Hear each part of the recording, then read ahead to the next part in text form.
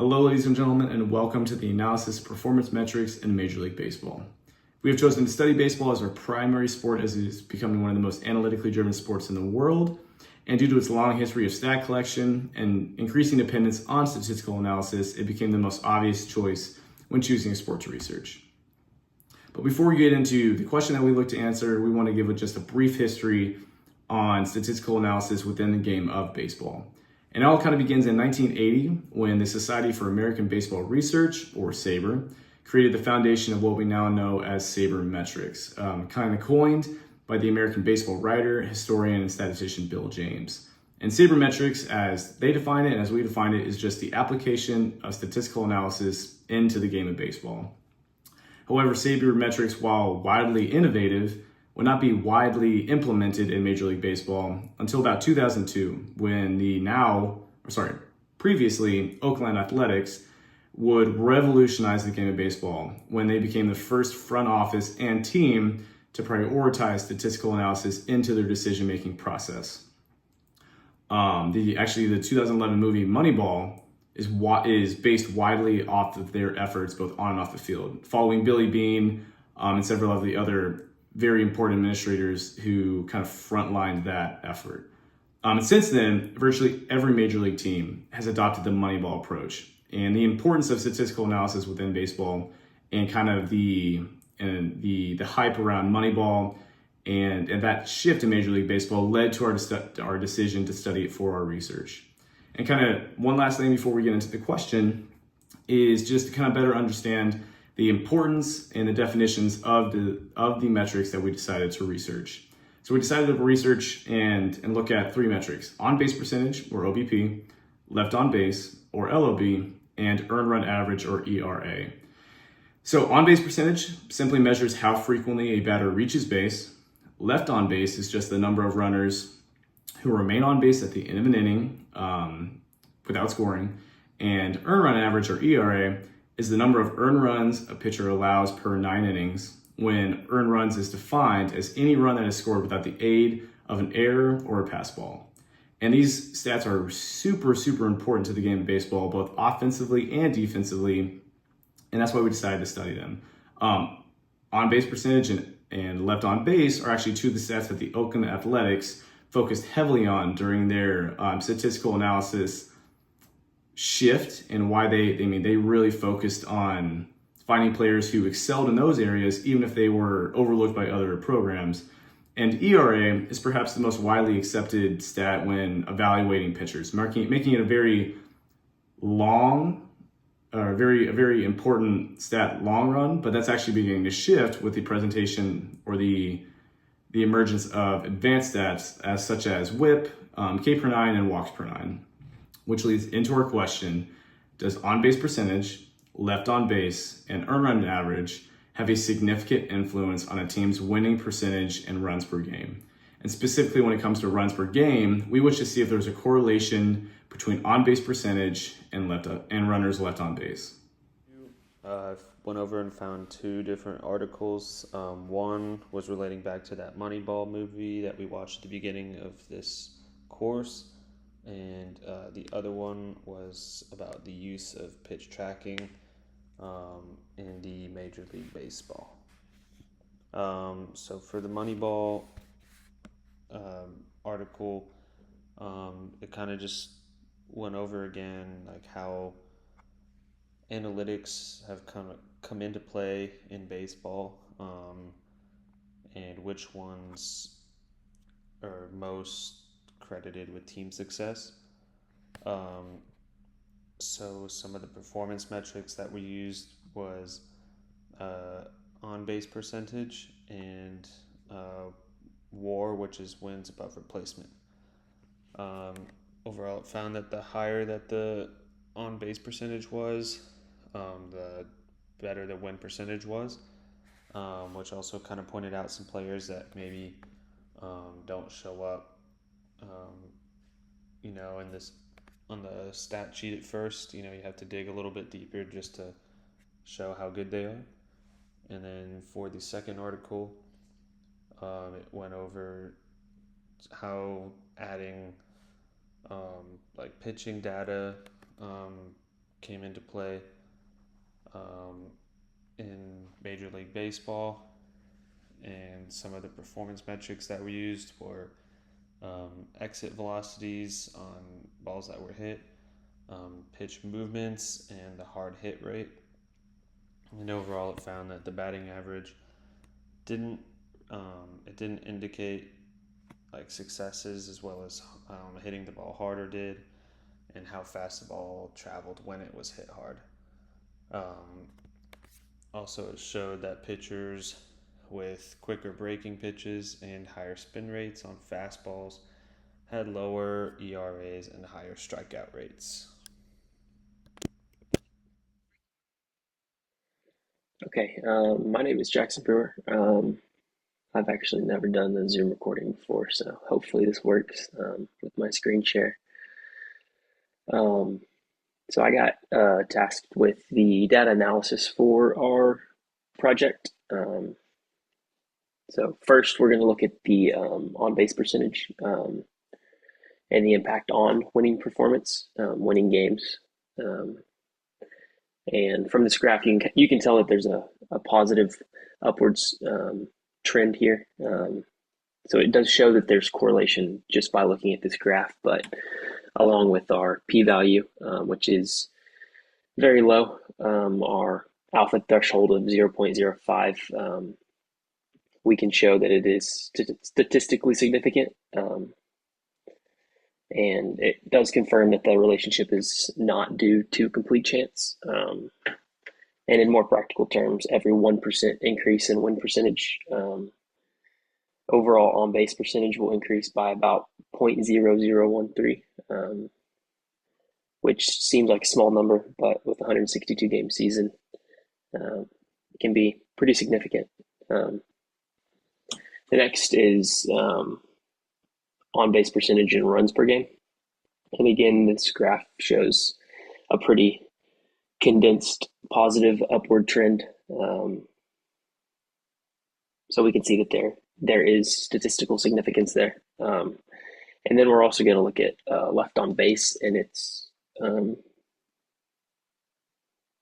relationships to runs scored as well. And we see that this graph is a little more spread out, not quite. There's no clear upward trend, positive trend here. And we can confirm both of those things with our p-value, especially with the on-base percentage, very, very low, strong predictor of runs scored. And then the left on base p-value is at 0.074, which is above our alpha of 0.5 or 0.05. So it's not statistically significant, but it is close enough to be somewhat noteworthy. But it does look like it's inversely correlated with the runs scored.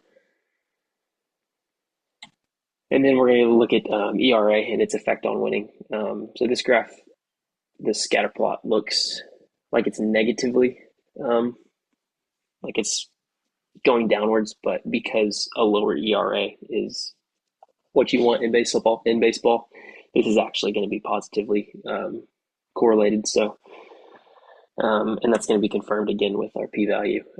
Very, very low, highly significant.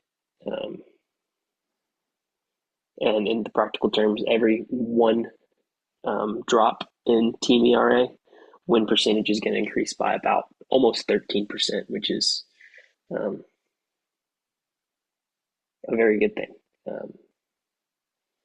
Shows that a strong pitching staff with a low ERA is critical for winning baseball games.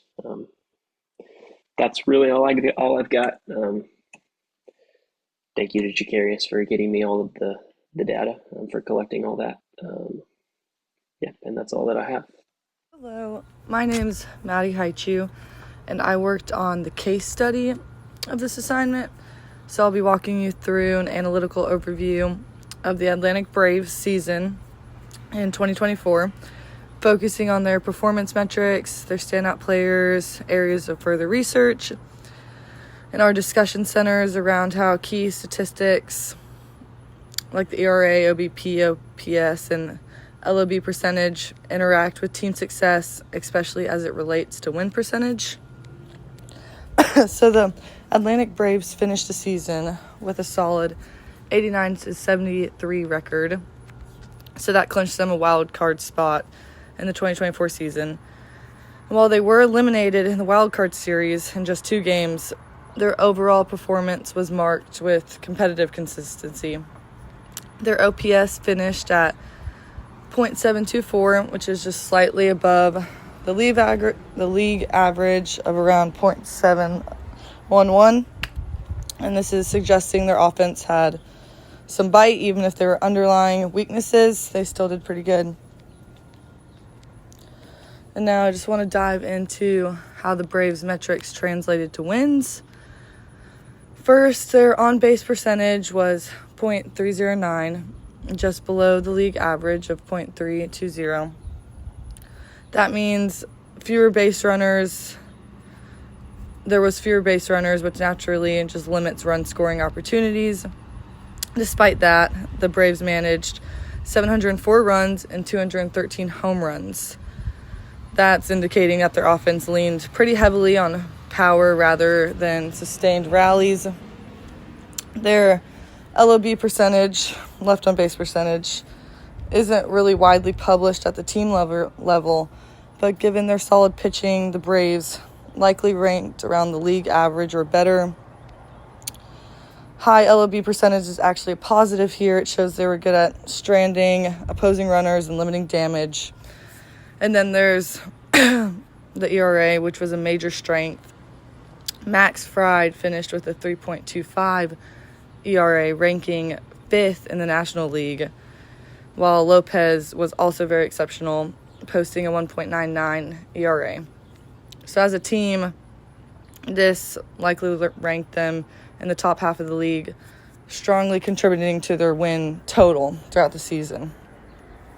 And so, kind of to connect these metrics, the Braves' OBP being below average, meaning fewer runners reach base, that makes the LOB percentage even more critical because they couldn't afford to waste base runners when they didn't really have many to begin with. So what we kind of see from the Braves was solid power-driven offense, but run conversion inconsistency. They had some trouble turning those limited base runners into consistent runs, especially in tight or high leverage situations.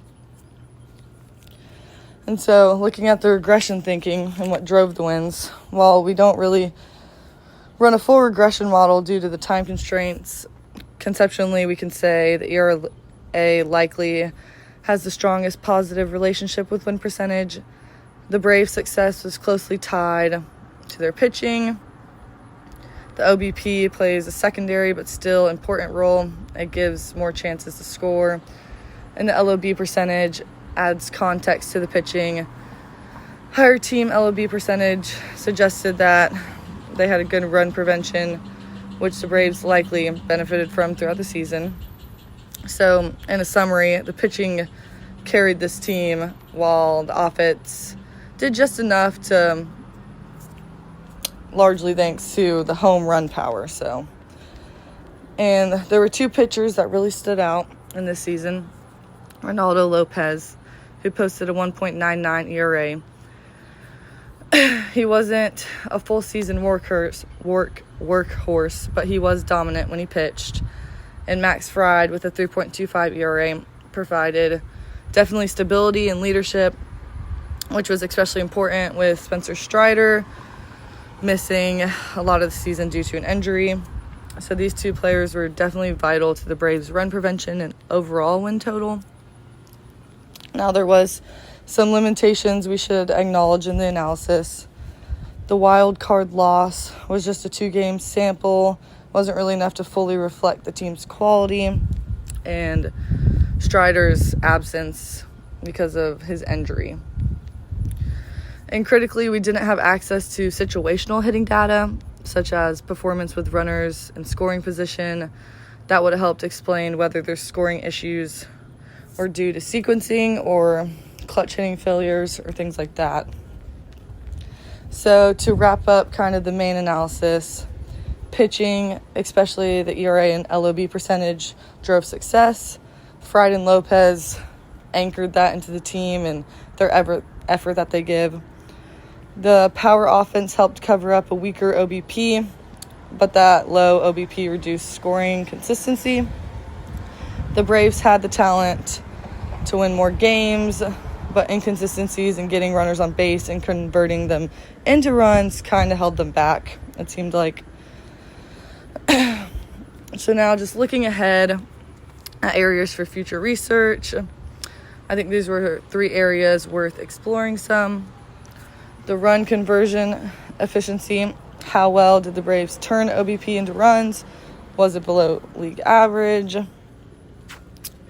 The pitching depth and injury impact. How many wins might have been lost due to Strider's injury? WPA distribution analysis could quantify that.